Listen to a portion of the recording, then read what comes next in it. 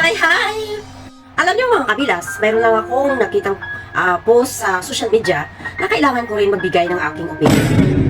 Sinasabi dito na nagbigay ng pahayag si OG Diaz dahil mayroon siyang natanggap na isang komento mula sa kanyang kaibigan na nagsasabi na hindi daw pasok sa kanyang panlasa ang pares ni Diwata. Okay, ang sasabihin ko mga kabilas ay based lamang po ito sa aking opinion. Sino nga ba si OG Diaz? Si OG Diaz, isa siyang kilala sa larangan ng industriya. Pagdating sa maritisan, pinaniniwalaan siya ng sambayanang Pilipino. Dahil ang iilan-ilan ng kanyang mga chismis ay nagkakatotoo. Si OG Diaz ay isang talent manager. Pinagkakatiwalaan ng ibang artista sa milyon-milyon ng mga tao na nakafollow sa kanya. Lahat ng sasabihin niya, mostly doon maniniwala sa kanya. Okay, dahil pagdating kay Diwata, alam naman natin kung gaano kapopular si Diwata sa panahon ngayon. Kahit marinig mo lang ang kanyang pangalan, ang mga katauhan ng sambayanang Pilipino ay pumapalakpak sa kanya. At dahil popular si Diwata, so kailangan din magpapansin ni OG Diaz sa kanya. Alam niyo kung bakit nasabi kong papansin? Dahil isa kang kilalang tao sa industriya. Pinaniniwalaan pagdating sa maritisan.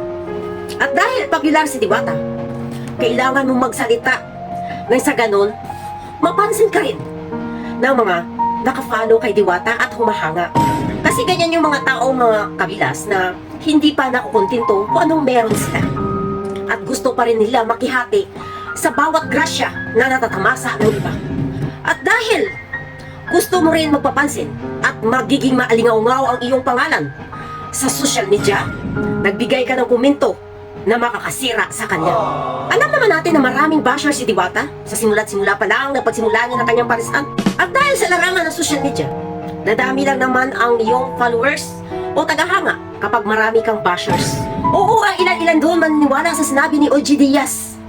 Pero mas marami ang mga taong magagalit sa kanya dahil sa binigay niyang opinyon na nakakasira kay Diwata. Dahil si Diwata ay nagsisimula pa lamang, alam naman natin kung saan siya nagsimula sa kanyang kahirapan bago niya nakamit ang tagumpay. Na hindi pa nga natin masabi na tagumpay na sa kanyang buhay dahil siya ay nagpupursigi at nagsumisika at patuloy na nagtsatsaga dahil may gusto pa siyang patunayan sa kanyang sarili at sa bawat katauhan na hindi lamang kailangan ng isang tao ng diplomasya para ikaw ay umangat na. Kaya masasabi ko talaga mga kabilas, napapansin lang si OG Diaz, nakikisimpatya kung anong mang meron si Diwata. Pero, take note, ipagsabayin nyo silang dalawa. Kahit sabihin pa natin si OG Diaz ay dekada na sa industriya. Mga kabilas, ipagsabayin mo sila ni Diwata, papasukin mo sila sa mall kung sinong pagkaguluhan ng mga tao.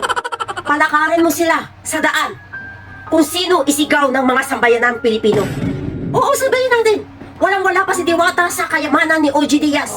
Pero sa panahon ngayon, ipagsabay mo silang dalawa, palakarin nyo sa daan kung sino ang isigaw ng sambayanan. Nakakalungkot lang mga kabilas. Dahil kapwa pa ni Diwata ang nangbababash sa kanya, ang nang-lockdown sa kanya. Diba, mayroon din akong nakita dyan isang vlogger na LGBTQ. Kung makapagsalita kay Diwata, nakakalungkot lang.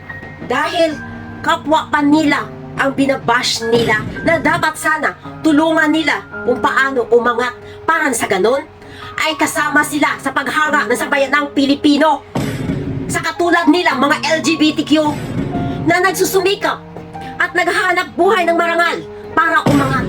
Kaya masasabi ko talaga, napapansin lang si OG Diaz kay Diwata.